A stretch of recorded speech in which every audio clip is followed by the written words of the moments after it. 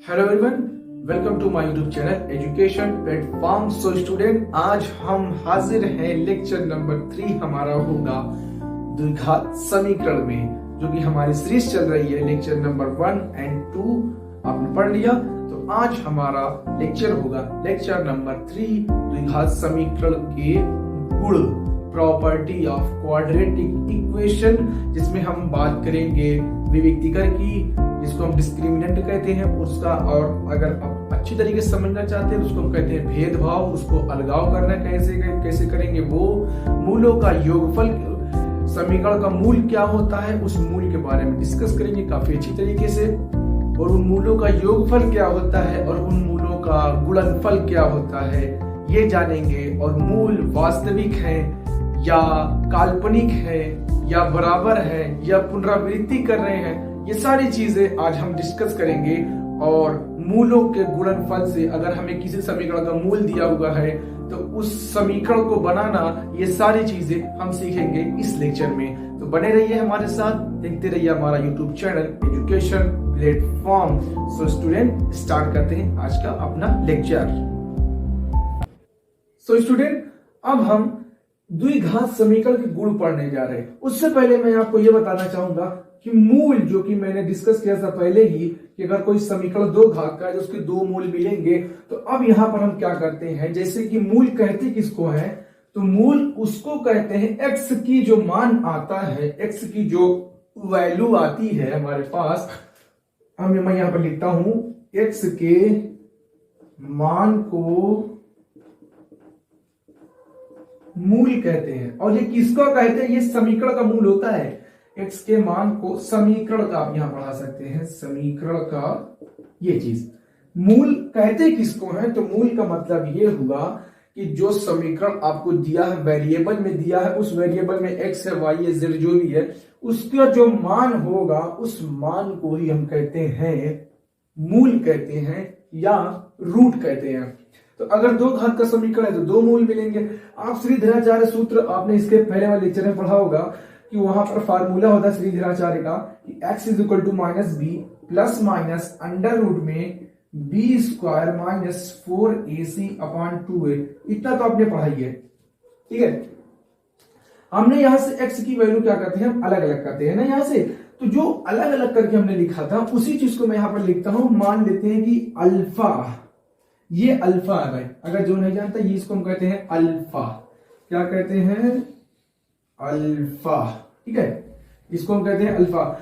अब ये बराबर क्या आ रहा है हमारे पास, माइनस बी और प्लस अंडर रूट में B square minus 4ac upon 2a। ये हमारे पास है क्या चीज, अल्फा। ये मूल है, ये समीकरण का मूल है। और दूसरा एक आता है, उसको हम मान ले रहे हैं बीटा। ये देखो, ये मानने के लिए है कि अल्फा मान रहे हैं, बीटा मान रहे हैं, ठीक है। क्वेश्चन में आपको अल्फा बीटा करके देगा, आपकी मर्जी है, आप जो चाहे वो मान सकते हैं, कोई दिक्कत नहीं है, ठीक है। तो अब यहां से बीटा वाला क्या आएगा, माइनस बी। तो यहां से आपने प्लस वाला ले लिया, तो अब माइनस वाला आप लेंगे तो minus B under root B square minus 4ac upon 2a। यहां से अल्फा बीटा, ये देखिए समीकरण में दो मूल हैं। अगर इसी चीज को हमने यहां पर लिखा था ना अलग करके, यहां से आप प्लस का हटा करके यहां पर एक माइनस करके लिखेंगे तो वो एक्स की दो वैल्यू होती है। बस उन दोनों वैल्यू को हमने किसी क्या बोलते हैं, वेरिएबल या किसी कांस्टेंट के हमने इक्वल कर दिया। अल्फा और बीटा क्या है, कांस्टेंट है, उसके हमने क्या किया, उसके बराबर कर दिया कि ये समीकरण के मूल हैं। बस इतनी सी बात और कुछ नहीं है। तो मूल का मतलब समीकरण जो एक्स है, उस एक्स की वैल्यू जो आएगी वो समीकरण का मूल होगा। अब यहां पर इस इक्वेशन में एक चीज है जो कि द्विघात समीकरण गुण बयान करने के लिए सबसे ज्यादा इंपॉर्टेंट है, क्योंकि ये रूट में है, ये अंडर रूट में है, ये वाली चीज, ये काफी ज्यादा इंपॉर्टेंट है। इसको समझने के लिए मैं आपको डिस्क्रिमिनेंट जो है, विविक्तिकर जो है, इसको, इस पर 3 कंडीशन बनेगी। वो तीनों कंडीशन को हम देखते हैं कि क्या बनेगी, वो देखते हैं हम नेक्स्ट लेक्चर के अंदर। तो फ्रेंड्स, अब हम द्विघात समीकरण के गुण पढ़ने जा रहे हैं। तो गुण में हमने यहां पर लिखा विविक्तिकर, डिस्क्रिमिनेंट। तो अब सोचने वाली बात यह है कि ये आखिर कैसा गुण है, क्या चीज इसमें है, इसका आने की वजह क्या है, डिस्क्रिमिनेंट क्यों आया, इस क्या चीज है, इसके पीछे का लॉजिक क्या है, ठीक है। तो ये सारे सवाल खड़े होते हैं, तो वो सारे सवाल जो आते हैं उसका जवाब बस यही फार्मूला है, ये इक्वेशन, ये जो आपके पास जो हमने फार्मूला लिखा था ना, x is equal to minus B plus minus under root B square minus 4ac, सारा का सारा खेल जो ये विविक्तिकर का डिस्क्रिमिनेंट का है भाई, वो सारा का सारा यही से है, बी स्क्वायर माइनस 4ac से ही है, यही से, क्योंकि ये रूट में है। बी स्क्वायर माइनस 4ac एक ऐसी राशि है कि जो कि ये अंडर रूट में है, करड़ी में है, तो इस पर 3 कंडीशन बन सकती है। वो सारी कंडीशन क्या क्या बनती हैं वो देखते हैं कि अगर मान लीजिए बी स्क्वायर माइनस 4ac अगर 0 के बराबर आ जा रहा है, पहली बात तो ये कि अगर ये 0 के बराबर हो जाए तो क्या बात होगी। दूसरी बात ये कि अगर बी स्क्वायर माइनस 4ac 0 से बड़ा आ जाए तो क्या बात होगी। तीसरी बात ये होती है कि बी स्क्वायर माइनस 4ac 0 से छोटा हो जाए तो क्या बात होगी। वो सारी 3 कंडीशन सिर्फ इसीलिए इसी पर होती है क्योंकि ये अंडर रूट में है, इस वजह से। अगर ये अंडर रूट हट जाता तो कोई दिक्कत, कोई परेशानी, कोई डिस्क्रिमिनेंट आता ही नहीं, कोई इसका गुण आता ही नहीं। बात जान लो कि इसका जो गुण है द्विघात समीकरण का, बस इसकी वजह से, इस फार्मूले की वजह से ही है, उसी वजह से ये विविक्तिकार है, डिस्क्रिमिनेंट है। तो उसको हम कैसे क्या करेंगे, यही वाली वैल्यू से हमें सिर्फ लेना देना है क्योंकि यही अंडर रूट में है, बी स्क्वायर माइनस 4ac, ये वाली लाइन, यही जो है, यही सबसे ज्यादा इंपॉर्टेंट है। और इसी को हम क्या कहते हैं, इसी को बी स्क्वायर माइनस 4ac को ही हम विविक्तिकार कहते हैं क्योंकि इसी वजह से हमें डिस्क्रिमिनेंट पैदा होता है, इसी वजह से हमें हमारे पास 3 कंडीशन आती है, तो इसी वजह से इसको हम क्या कहते हैं, विविक्तिकार कहते हैं। यहां पर हमने लिखा हुआ कि राशि बी स्क्वायर माइनस 4ac को समीकरण ax square plus bx plus c is equal to 0, तो ये क्या है, ये तो द्विघात समीकरण का जनरल फार्मूला का क्या कहते हैं, विविक्तिकार कहते हैं। इसे d से प्रदर्शित करते हैं, मतलब इस, ये क्योंकि डिस्क्रिमिनेंट है तो यहां से d देखो, इसको d से प्रदर्शित करते हैं। तो d, अब यहां पर हमने कंडीशन एक ली, हमने 3 कंडीशन आपको बताई कि अगर d is equal to B square minus 4ac, ये अगर 0 से बड़ा है तब क्या होगा, और यदि d स्क्वायर माइनस 4ac ये अगर 0 से छोटा है तब क्या होगा। तीसरी कंडीशन मैं इसके बाद बताऊंगा। तो पहली कंडीशन तो ये है कि अगर मान लीजिए d is equal to B square minus 4ac greater than अगर 0 है तब क्या होगा। तो उस कंडीशन में हम यहां पर देखते हैं क्या होगा हमारे पास कि फार्मूले पे अगर देखो आप कि x is equal to minus B plus minus, ये 0 से बड़ा आएगा ना, तो अंडर रूट में प्लस कुछ भी आएगा ना भाई, 0 से बड़ा क्या मतलब, कुछ भी पॉजिटिव नंबर आएगा, मतलब कोई भी धनात्मक नंबर आएगा ना। यहां पर हम लिखते हैं क्या, धनात्मक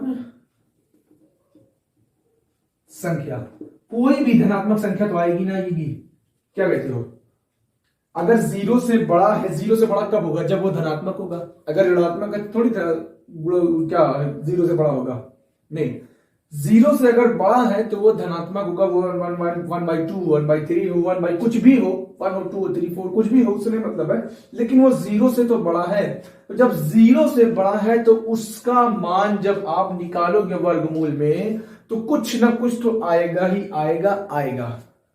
ये बात आप ध्यान में करो कि अगर बी स्क्वायर माइनस 4ac अगर 0 से बड़ा है तो ऐसी कंडीशन में जो हमारा अल्फा होता है, जो हमारा अल्फा हमने लिखा था, अल्फा यहां पर 2a और बीटा हमारा जो होगा minus B minus under root, ये भी धनात्मक वही चीज है। अब धनात्मक संख्या का मतलब ये है कोई ऐसी संख्या जो कि पॉजिटिव हो, जो धनात्मक हो, जो कि प्लस में हो, ठीक है ना, माइनस में ना हो, तो कोई भी ऐसी धनात्मक संख्या इसके अंदर आ जाएगी। तो ये जो दोनों मूल होंगे समीकरण के, ये क्या होंगे, ये मूल, ये वास्तविक होंगे। ये दोनों जो मूल होंगे ये क्या होंगे, ये वास्तविक होंगे, ये वास्तविक होंगे। ये बात ध्यान, क्योंकि रूट में प्लस संख्या है, तो जब रूट में प्लस संख्या है तो उसका कुछ ना कुछ तो क्या बोलते हैं कि रूट करोगे तो उसका कुछ ना कुछ तो नंबर आएगा ही आएगा। ये बात आप ध्यान रखो। जैसे मान लीजिए 4 आपके पास है ना, 4 है तो इसका रूट में लेंगे तो कितना आएगा, 2 आएगा। अगर इसी 2 का रूट है तो किसका है, कितना आएगा, 1.414 आता है। अगर रूट 3 है तो इसका 1.717 शायद आता है। ये 3 है तो अगर ये 9 है, ये 9 है तो इसका रूट करोगे 3 आएगा। मतलब कोई भी पॉजिटिव नंबर आप लो भाई, कोई भी पॉजिटिव नंबर लोगे, 1/2 आप ले लो। यहां पर मान लीजिए कि आपके पास 1/2 है, तो इसके भी कुछ ना कुछ पॉजिटिव वैल्यू आएगी, कुछ ना कुछ पॉजिटिव वैल्यू है, क्योंकि ये प्लस में है, तो इसका मतलब ये वास्तविक संख्या देगा। तो जब वास्तविक संख्या देगा तो हमें कोई दिक्कत ही है ही नहीं। तो जब वास्तविक संख्या देगा तो यहाँ माइनस बी है, और माइनस बी भी हमारे पास कोई वास्तविक संख्या होगी। तो जब माइनस बी से यानी कोई किसी वास्तविक संख्या से कोई वास्तविक संख्या हम जोड़ेंगे, एक बार तो यहाँ पर हम जोड़ेंगे क्योंकि दोनों माइनस हो जाएगा, तो हमारे पास क्या हम जोड़ेंगे, तो जोड़ेंगे तो हमें कुछ संख्या मिलेगी। लेकिन अगर हम दोनों संख्याओं में से कोई वास्तविक संख्या ये है और ये भी वास्तविक संख्या है, और दोनों संख्याओं में अगर हम इसको घटाएंगे तो दोनों क्या होगी, एक को हम घटा रहे एक को हम जोड़ रहे, तो दोनों क्या होंगे, हमारे पास मूल अलग अलग होंगे। तो यहां से बात एक और क्लियर होती है कि अल्फा बीटा हमारे पास क्या क्या होंगे, अलग अलग होंगे। ठीक है, अगर हमारा d equal to B square minus 4ac 0 से बड़ा है, तो ऐसी कंडीशन में हमारा अल्फा और बीटा अलग अलग होंगे और दोनों वास्तविक होंगे, दोनों वास्तविक होंगे, काल्पनिक नहीं होंगे। तो पहली कंडीशन तो क्लियर होनी चाहिए कि अगर मान लीजिए कि हमारा बी स्क्वायर माइनस 4ac 0 से बड़ा है तो वास्तविक होंगे मूल, और अल्फा बीटा अलग अलग होंगे। सेकंड देखते हैं सेकंड में क्या होता है। तो फ्रेंड्स अब हम सेकंड वाले में देखते हैं कि अगर d is equal to B square minus 4ac अगर 0 से छोटा है तब क्या होगा। पहले तो कंडीशन देखी कि अगर d is equal to B square minus 4ac 0 से बड़ा है तो उसके मूल वास्तविक होंगे तथा अलग अलग होंगे, ये तो पहली बात हुई।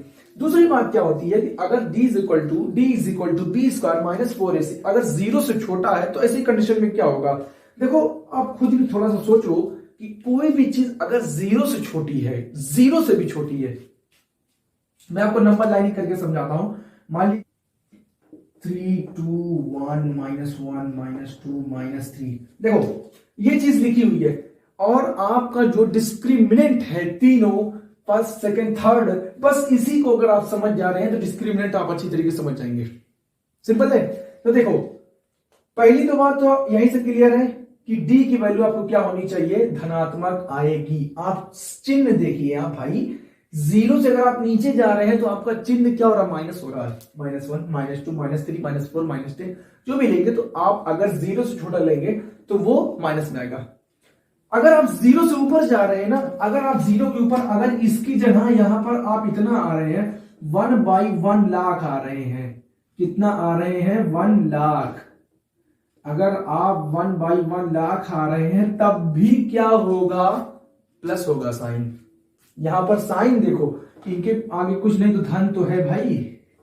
अब देखो मतलब 0 से अगर बड़ा है तो उसमें धन होगा, मतलब यहां जो हमारा d मिलेगा, यहां जो हमारा d मिलेगा, d पॉजिटिव मिलेगा हमारे पास। सोचो ये बात है ना, यहां जो हमें d मिलेगा वो क्या मिलेगा, वो हमें पॉजिटिव मिलेगा।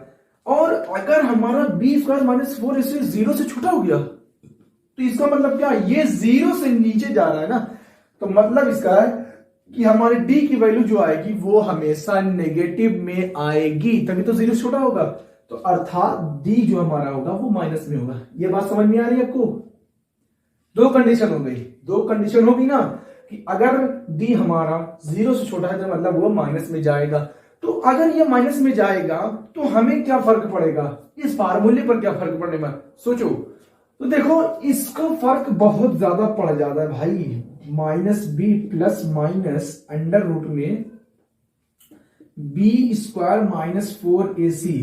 ठीक है, तो ये क्या हो रहा है, 0 से छोटा रहा मतलब क्या आएगा, नेगेटिव में आएगा। तो मैं इसको एक छोटे से और थोड़ा सा लिखता हूं, आप बात को थोड़ा सा कंसंट्रेट करते चलिएगा। मैं इसकी जगह क्या लिख देता हूं, -d लिख देता हूं। ठीक है, -d। अब -d कुछ भी हो सकता है, -1 भी हो सकता है, -2 भी हो सकता है, -3 भी, -4 भी, -1/2 हो सकता है, -3/2 हो सकता है, कुछ भी हो सकता है। तो हम मान लेते हैं कि d हमारे पास क्या आया, मान लीजिए कि d हमारे पास आया, मान लीजिए कि -1 ही आया, मान लीजिए -1 ही आया। तो अब यहां से हमारे पास क्या आएगा, -1 आएगा। अब यहीं पर हमारा सारा का सारा मसला खड़ा हो जाता है, यहीं पर हमारा सारा मसला खड़ा होता है कि रूट में माइनस है, यहां देखो, ये ध्यान में दो कि जो रूट है, रूट के अंदर माइनस है। अभी तक हमने क्या पढ़ा था कि रूट के अंदर प्लस है तो उसका कुछ न कुछ तो प्लस मान, पॉजिटिव मान आएगा, धनात्मक संख्या आएगी। लेकिन यहां पर रूट है, रूट के अंदर माइनस है, तो जब रूट के अंदर माइनस है तो कोई ऐसी वास्तविक संख्या ज्ञात है ही नहीं। कोई ऐसी वास्तविक संख्या आप ज्ञात कर ही नहीं सकते कि जिसका अगर आप क्या बोलते हैं कि अगर आप रूट लेंगे कि वो माइनस होगा। ऐसी कोई वास्तविक संख्या ज्ञात ही नहीं है कि जिसका आप रूट लें तो वो माइनस हो। तो जब ये ऐसी कोई संख्या ज्ञात ही नहीं है तो ये क्या बात है कि ये कौन सी संख्या आ गई? सोचने वाली बात यार, ऐसी कौन सी संख्या की अभी तक यार हम जो पढ़ रहे थे कि इसका मतलब ये कोई नई संख्या है। जी हाँ, ये बिल्कुल नई संख्या है।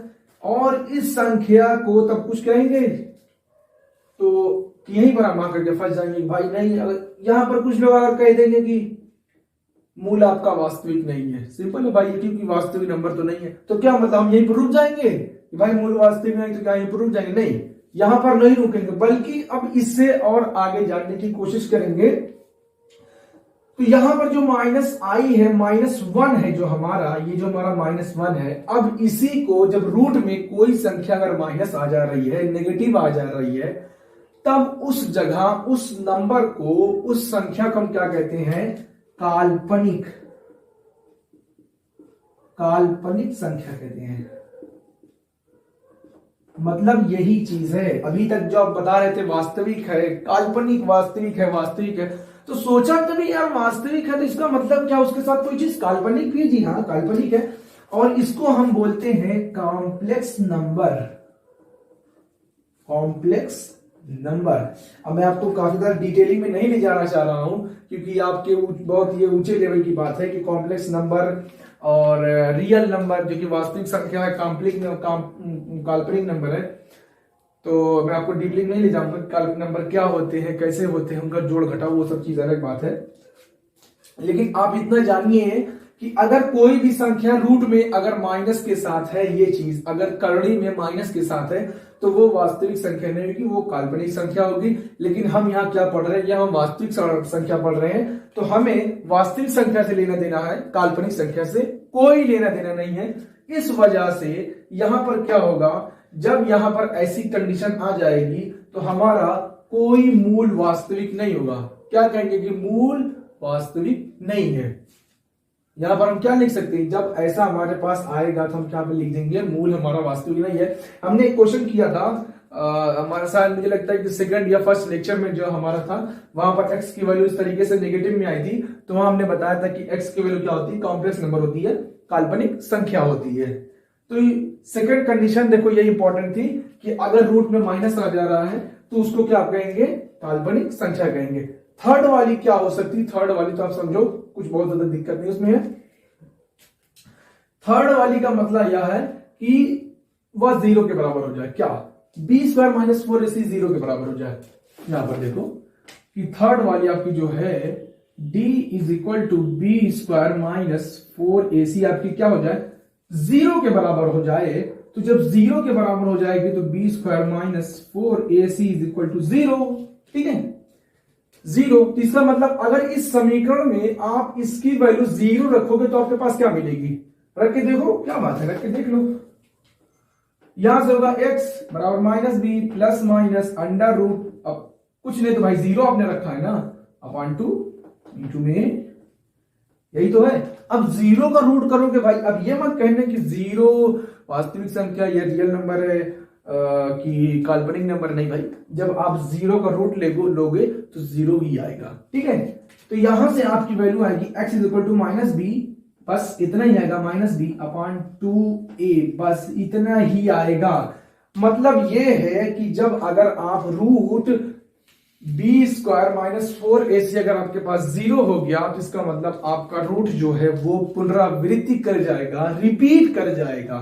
यहां पर बस एक ही रूट दिख रहा है, ऐसा नहीं है, रूट दोनों होगा। आप अल्फा बीटा के फॉर्म में लिख करके दोनों की वैल्यू रखेंगे तो दोनों की वैल्यू 0 होगी और दोनों की वैल्यू यही आएगी, -b अपॉन 2a।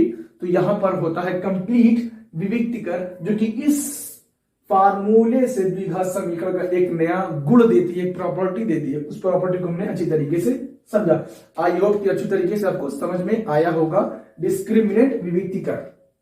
ठीक है, तो अब इसी बेस पे हम देखते हैं कुछ क्वेश्चन है, उन क्वेश्चनों को हम देखते हैं नेक्स्ट सेक्शन के अंदर।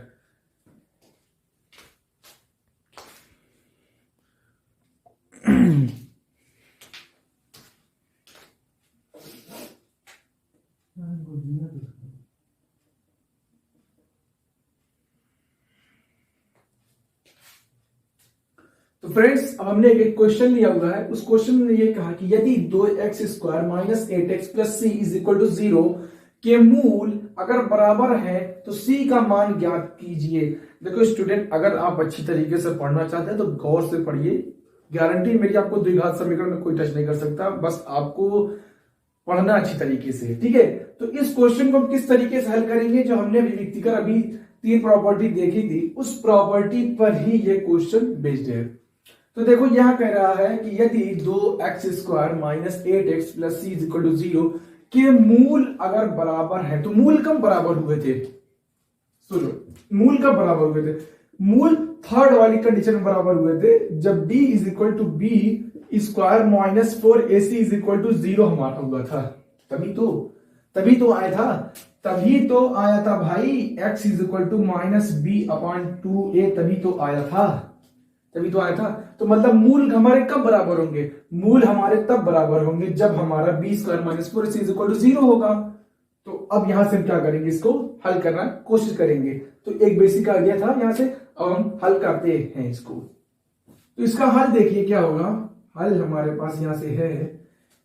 तो पहले हम तो इसको क्या करेंगे, तुलना करेंगे, किससे करेंगे, जनरल समीकरण से करेंगे। तो लिखेंगे कि ax² plus bx plus c is equal to 0 से तुलना करने पर, ठीक है, ax² प्लस bx प्लस, पहले आप इस इक्वेशन को लिख लीजिएगा, जब आप हल करेंगे तो पहले इसको आप लिखिए लीजिएगा, फिर उसके बाद से आप इस लाइन को लिखिएगा कि इसको तुलना करने पर तब हमें क्या मिलता है, a इज इक्वल टू 2 मिलता है, b is equal to minus 8 मिलता है and c is equal to c है, c is equal to c है।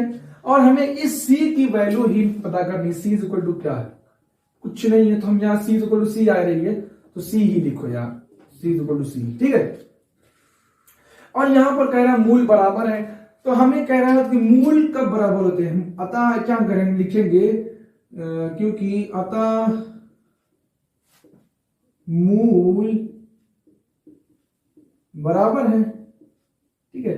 तो मूल बराबर होने की कंडीशन क्या है, मूल बराबर है मतलब b² minus 4ac is equal to 0 होगा, यही तो बात होगी। तो अब यहां से b² minus 4ac is equal to 0 होगा, तो आप क्या करो कि आप b की वैल्यू रखो, यहां पर b की वैल्यू आपके पास कितनी है, -8 का स्क्वायर माइनस 4 इंटू a की वैल्यू आपके पास कितनी है, 2 है, और c की वैल्यू आपके पास ऐसे ही रहेगी 0, यहां पर इतना हो जाएगा। अब यहां से देखो इसको, यहां तक हो जाएगा। अब -8 का स्क्वायर करो कितना होगा, 64 होगा, 64 होगा। अब 4 का 2 में गुणा करो कितना आएगा, 8 आएगा, -8, और यहां से c है ही 0, ठीक है। अब यहां से माइनस वाला उधर ले जाओ तो बराबर करो इसको, क्योंकि हमें c की वैल्यू निकाली है, तो 64 बराबर 8c। अब c की वैल्यू हमें निकालने के लिए हम क्या करेंगे, c इज इक्वल टू 64/8। अब यहां से काटो उसको, 8 गुणे 8, तो ये करके आएगा हमारे पास 8 64, तो c इज इक्वल टू हमारे पास आ जाएगा 8। ये होगा हमारा आंसर, ठीक है। तो फ्रेंड्स हमारा सेकंड क्वेश्चन है कि समीकरण 2x² plus 5x plus 4 is equal to 0 के मूल होंगे मतलब क्या, मूल बराबर है, मूल वास्तविक है या मूल काल्पनिक है, यही 3 कंडीशन होती है।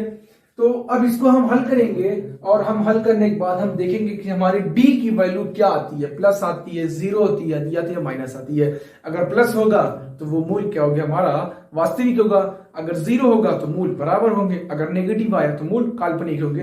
तो इस इक्वेशन को हम किस तरीके से हल करते हैं, देखिए हल में लिखेंगे वही कहानी हमारी होगी कि इसको हम क्या करेंगे, पहले तुलना करेंगे। तो माना क्या करेंगे हम,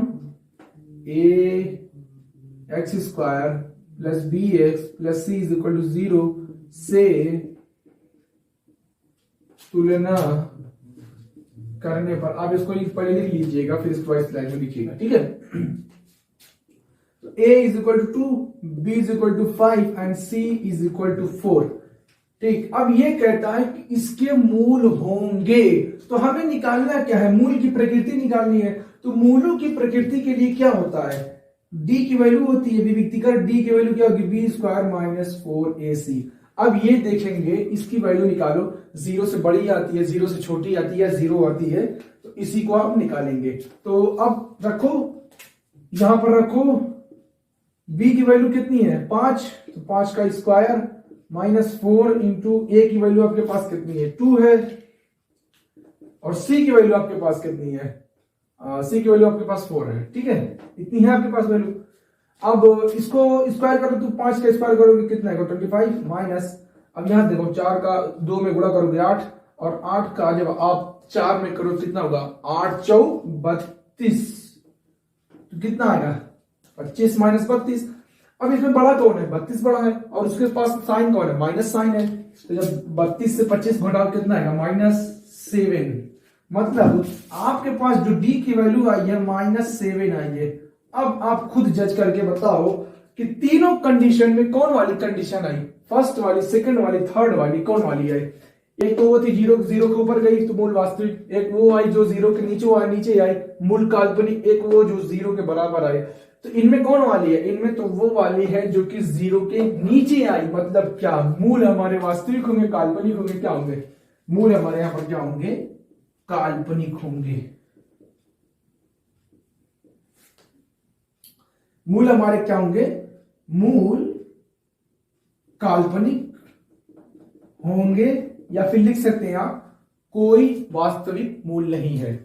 ठीक है, ये आप लिख सकते हैं कि मूल वास्तविक नहीं है, ये चीज लिख सकते हैं आप। तो कोई भी अगर आपको इक्वेशन दे दे और वो पूछे कि आपको कि मूल की इसके मूल क्या होंगे, या मूलों की प्रकृति पूछे, तो बस आप direct b square minus 4ac उठाइएगा और उसको आप हल करिए। आप देखिए कि वो वैल्यू आती क्या है। 0 से अगर ऊपर आई मतलब पॉजिटिव में आई तो वो वास्तविक है, 0 से छोटी आई तो वो काल्पनिक है, अगर वो 0 के बराबर आई तो मूल क्या हमारे हैं, बराबर है। तो ये हो गया। अब नेक्स्ट क्वेश्चन देखते हैं नेक्स्ट सेक्शन के अंदर। तो फ्रेंड्स, हमने नेक्स्ट क्वेश्चन लिया हुआ है कि समीकरण 2x square plus x minus 1 के मूल होंगे। अब इसको हम हल करते हैं सेम कंडीशन से कि तुलना करेंगे हल के लिए, कि तुलना करेंगे तो हमारे पास a की वैल्यू कितनी आएगी 2 आएगी, b की वैल्यू कितनी आएगी, c की वैल्यू कितनी आएगी -1 आएगी। इतना समझ में आता सबको, a की वैल्यू 2, b की वैल्यू 1, c की वैल्यू -1, इतना तो आपको आ ही गया होगा। ठीक है, अब हम क्या करेंगे, मूल की प्रकृति जाननी है, मूल होंगे मतलब मूल की प्रकृति जाननी है।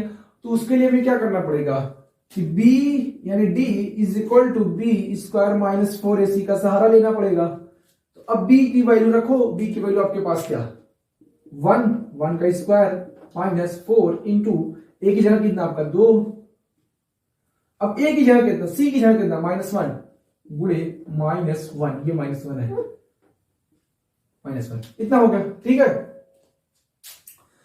तो ये आपके पास आएगा 1, और यहां से देखो -4 का जो -2 में गुणा, वो +2 में गुणा करो कितना का -8, लेकिन -8 जब है और उसका -1 है, दोनों का जब आप गुणा करो कितना आएगा आपके पास +8 आएगा।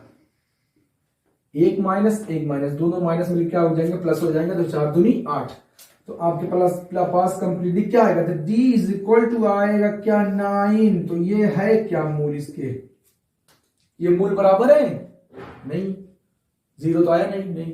मूल काल्पनिक है नहीं, d की वैल्यू नेगेटिव नहीं है। क्या मूल वास्तविक है, जी हाँ, मूल क्या है, अब आप यहां पर लिखेंगे मूल वास्तविक है। क्या है, मूल वास्तविक है। तो स्टूडेंट, मैंने आपको 3 क्वेश्चन कराए, उन तीनों क्वेश्चनों, वो क्वेश्चन का एक पैटर्न था कि किस तरीके से क्वेश्चन आते हैं। एक तो हमने k की वैल्यू, c की वैल्यू निकाली जब मूल हमारे बराबर होंगे। तो मैं इसमें एक काफी इंपॉर्टेंट क्वेश्चन लेने की कोशिश करूंगा अभी, जिसको हम सिद्ध करेंगे कि मूल बराबर है, तो उसको आप निकालिए। तो उसको हम देखते हैं नेक्स्ट सेक्शन के अंदर। सो स्टूडेंट, अभी हमने काफी अच्छा क्वेश्चन लिया हुआ है। देखो, ये क्वेश्चन है कि समीकरण 1 plus M square into X square plus 2 M C X plus C square minus A square is equal to 0 के मूल बराबर है, तो सिद्ध करो C square is equal to A square into 1 plus M square, इतना होगा। अब यहां पर हमें कोई नंबर नहीं दिख रहा है, कोई संख्या नहीं दिख रही, सिर्फ m दिख रहा है, x दिख रहा है, m दिख रहा है, c दिख रहा है, c दिख रहा है, a दिख रहा है। तो थोड़ा सा टफ क्वेश्चन तो है ही भाई, लेकिन ये जो m है, ये जो c है, ये जो a है, ये सब के सब क्या है, x नंबर होंगे, कोई ना कोई संख्या होगी। तो बस वो एक तरीके से क्या फॉर्मेट में लिख दिया है और आपको थोड़ा सा कठिन करके, थोड़ा सा टफ करके दे दिया है, और फिर कहा है कि ये आप सिद्ध कीजिए। तो कुछ करना नहीं है, जो क्वेश्चन में देता है आप क्वेश्चन को देखिए, जो करना हो तो आप उस दिशा में चलते जाइए, आपको आंसर मिल जाएगा, कोई दिक्कत नहीं है। तो हम शुरू करते हैं। हमारे पास समीकरण जो है ये है कि 1 plus M square X square plus 2m C X plus C square minus A square. तो पहले तो हम समीकरण लिखते हैं। हमें क्या दिया है, हम यहां पर लिखेंगे, दिया है, क्या दिया हमें, 1 प्लस एम, हमें m दिया है square plus 2m C X, ये c है, x है, plus c square minus A square is equal to 0। इसको आप समीकरण नंबर 1 चाहो मान लो, इतना हमें दिया, ठीक है। अब हम क्या करते हैं कि हम करते हैं कि समीकरण a X square plus B X plus C is equal to 0 से तुलना करने पर, ठीक है। अब आप कहोगे यार कि वो इतना लंबा लिख दिए X square plus B X plus C, भाई थोड़ा सा देखो यार, नहीं इस तरीके से, क्योंकि ये इक्वेशन थोड़ा लंबी थी, इसको हमने फैला कर लिख दिया। मैंने शुरू में ही लेक्चर में कहा था कि दो घात समीकरण जितने भी होंगे वो सब के सब बस इसी से बनेंगे। कोई भी दो घात समीकरण आप ले आओ तो कोई भी दो घात समीकरण होंगे वो इन्हीं समीकरण से बनेंगे। तो इन्हीं से हम तुलना करते हैं। तो एक्स स्क्वायर यहां पर मिल रहा है, एक्स स्क्वायर यहां पर मिल रहा है, तो मतलब ए की वैल्यू हमारे पास कितनी हो जाएगी, ए की वैल्यू हमारे पास होगी A is equal to 1 plus M का स्क्वायर, इतना मिलेगा हमें। एक्स यहां से मिल रहा है, एक्स यहां से मिल रहा है, मतलब बी की वैल्यू हमें मिल जाएगी। तो हमें बी की वैल्यू मिलेगी, B is equal to 2mc, ठीक। अब c यहां पर है, यहां पर कुछ नहीं है, यहां पर कुछ नहीं, तो c की वैल्यू हमें मिल जाएगी आखिर में, ठीक है। तो c की वैल्यू हमारे पास क्या होगी, c square minus A square, इतना मिलेगा हमें। फिर हमने निकाल लिया कि ए बी सी की वैल्यू हमने निकाल ली। फिर क्वेश्चन को पढ़ो। क्वेश्चन कहता है कि मूल, इतने के मूल बराबर है, ये बात सोचो कि कह रहा है कि इतने के मूल क्या है, बराबर है। तो सिद्ध करो C square is equal to A square into 1 plus M square, आपको इतना सिद्ध करना है। तो जब मूल बराबर है तो मूल बराबर के लिए हम क्या करेंगे, हम यहां पर लिख देंगे प्रश्नानुसार। क्या लिखेंगे, प्रश्नानुसार, मतलब हम प्रश्न के अनुसार चल रहे हैं।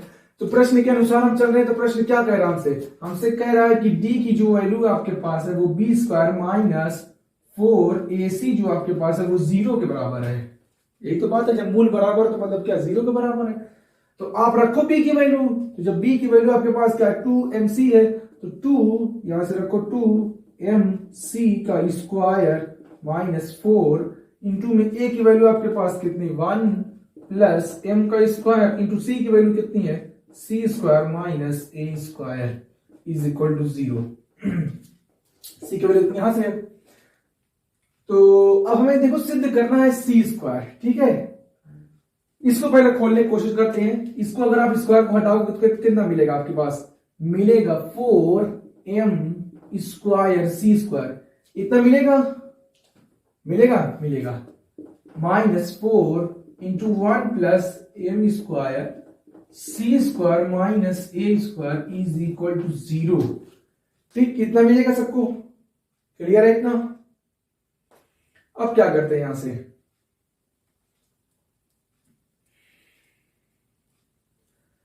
अब चाहो तो इसको यहां भेज दो, ठीक है, इसको वहां भेजो तो क्या होगा 4m square C square is equal to 1 plus M square C square minus A square is equal to 0, ठीक है। अब देखो कहां क्या होगा, यहां से आपका 4, ये 4 कैंसिल आउट हो जाएगा, ठीक है, इतना कैंसिल आउट हो जाएगा। तो इतना करने के बाद हम ऊपर थोड़ा लिखते हैं। तो फ्रेंड्स हमें इतना मिलेगा। अब हम इसके बाद इसके आगे हल करते हैं। तो अब यहाँ पे देखो क्या होगा कि M square C square is equal to, अब इसका अंदर क्या करो, इसका गुणा करो। तो सी का 1 में करो कितना आएगा, सी स्क्वायर होगा, फिर सी का एम में करोगे तो कितना होगा, सी स्क्वायर इंटू में एम स्क्वायर, इतना होगा आपके पास सी स्क्वायर एम स्क्वायर। और अब आप ए का ही करो तो कितना होगा, minus A square minus A square M square is equal to 0, इतना होगा। बस हमने क्या किया, इसका अंदर गुणा किया है। अब देखो क्या है कि एम स्क्वायर सी स्क्वायर यहाँ है और सी स्क्वायर एम स्क्वायर, ये दोनों क्या है, एक जैसे ही है, तो ये दोनों यहीं से कट सकते हैं। यहीं से आप चाहो तो इनको यहीं से काट दो या फिर इनको उधर लेकर जाओ तो भी काट सकते हो। एक मिनट, ये 0 के बराबर नहीं होगा यार, एक मिनट, ये 0 के बराबर नहीं होगा, ये 0 के बराबर नहीं होगा। आप इसको ऐसे रहने दो, एक मिनट। हाँ, अब देखो एम स्क्वायर सी स्क्वायर ये है, इसको हम उधर ले चलो। तो अब यहां से लिखो, इसको क्या होगा, सी square plus C square M square क्या ले सकते हैं आप, एम स्क्वायर सी स्क्वायर ले सकते हो, और इस एम स्क्वायर सी स्क्वायर को उधर लाएंगे तो क्या होगा, माइनस के साथ होगा, माइनस एम स्क्वायर और सी स्क्वायर माइनस ए स्क्वायर और minus A square M square, इतना होगा। अब यहां देखो प्लस है और ये माइनस, ये दोनों क्या हो जाएगा, कैंसल आउट हो जाएगा। ये दोनों कैंसल हो गया तो हमें मिलेगा कितना, सी स्क्वायर और यहां से मिलेगा कितना, माइनस ए स्क्वायर और minus A square M square is equal to क्या मिलेगा, 0 मिलेगा। यहां में मिलेगा 0, इतना में मिलेगा नहीं मिलेगा। और हमें सिद्ध क्या करना है, हमें यह सिद्ध करना है कि C square is equal to A square into 1 plus M square. तो यहां से देखो हमें कुछ दिख रहा है, हमें सी की स्क्वायर चाहिए। अब यहां से इसको क्या करो, आप सी को यहीं पर रखो, सी को आप यहीं पर रखो, सी का स्क्वायर करना हमें है, सी का स्क्वायर है, आप यहीं करो और इन दोनों टर्म्स को वहां पर भेज दो, ठीक है। इन दोनों को भेजोगे तो क्या पास क्या बचेगा, ए स्क्वायर प्लस ए स्क्वायर एम स्क्वायर, इतना होगा नहीं होगा, इतना होगा, ठीक है। यहां से आपके पास इतना होगा। लेकिन हमें चाहिए क्या, C square equal to A square plus into में 1 प्लस एम स्क्वायर चाहिए। तो अब हम देखते हैं यहाँ ए स्क्वायर दोनों में कॉमन है, तो क्या करेंगे, कॉमन कर लेंगे, C square is equal to A square, यहां पर कॉमन होगा तो 1 प्लस एम स्क्वायर। क्या यही आया था और यही हमें क्या करना था, प्रूव करना था। इति सिद्धम लिख दो या हेंस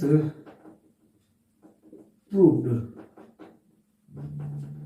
हेंस प्रूव्ड या इति सिद्धम, ये हमने क्या किया, सिद्ध कर दिया। तो कोई भी क्वेश्चन हो आप बस आपको उसको देखिए, करना क्या है। यहाँ पर थोड़ा सा लंबे में दिया था तो कुछ कोई दिक्कत थी नहीं, यहाँ पर इक्वेशन को हमने देखा, कह रहा है कि मूल बराबर है तो सिद्ध करो, इतना तो कोई दिक्कत नहीं यार। हमने क्या किया, ए स्क्वायर प्लस बी प्लस सी से इज इक्वल टू 0 करके हमने तुलना की, ए की वैल्यू में मिली, बी की वैल्यू में, सी की वैल्यू मिली। फिर कह रहा मूल बराबर है तो मूल बराबर होने की कंडीशन लगाई। कंडीशन लगाने के बाद कंडीशन क्या होती है, B square minus 4ac is equal to 0, तो वहां से लगाई, थोड़ा सा कैलकुलेशन किया हमने, यहाँ पर दिया तो हमने गुणा किया, यहाँ पर देखा कि बराबर हो रहा है, यहाँ से कट रहा है, कट करने के बाद थोड़ा सा हमें सिंप्लीफाई करने के बाद हमें ये मिला। फिर हमने देखा कि हमें लाना ये है, तो यहाँ से हमने क्या किया, इन दोनों टर्म्स को उधर भेज दिया और यहाँ से हमने ए स्क्वायर को कॉमन किया, तो हमारे पास ये कंप्लीट ही हो गया। तो आज के लेक्चर में हमने क्या सीखा, आज के लेक्चर में हमने द्विघात समीकरण के गुण सीखे। मूलों की प्रकृति क्या होती है, मूल की प्रकृति 3 तरीके की होती है, वो भी किस पर डिपेंड करती है, सूत्र में बी स्क्वायर माइनस 4ac है, जिसको हम विविक्तिकर कहते हैं या डिस्क्रिमिनेंट कहते हैं, उस पर मूल की प्रकृति उसी पर डिपेंड करती है। तो आज के लेक्चर में हमने मूलों की प्रकृति सीखी और कुछ प्रश्नों को हमने क्या करना, हल करना सीखा। नेक्स्ट क्वेश्चन हम देखेंगे, नेक्स्ट सेक्शन में हम देखेंगे कि मूलों का योगफल क्या होता है, मूलों का गुणनफल क्या होता है, और उस पर बेस्ड क्वेश्चन देखेंगे। और उसके अगले वाले में देखेंगे हम कि अगर हमें कोई भी इक्वेशन का मूल दिया है तो हम उस इक्वेशन को कैसे बनाएंगे, उस समीकरण को हम कैसे बनाएंगे, वो देखेंगे हम नेक्स्ट सेक्शन के अंदर। तो स्टूडेंट, अगर आपको वीडियो आपको अच्छी लगी हुई तो वीडियो को लाइक कीजिएगा, चैनल को सब्सक्राइब कीजिएगा और अपने दोस्त यारों में जरूर उसको शेयर कीजिएगा, ठीक है। तो मिलते हैं, बाय बाय।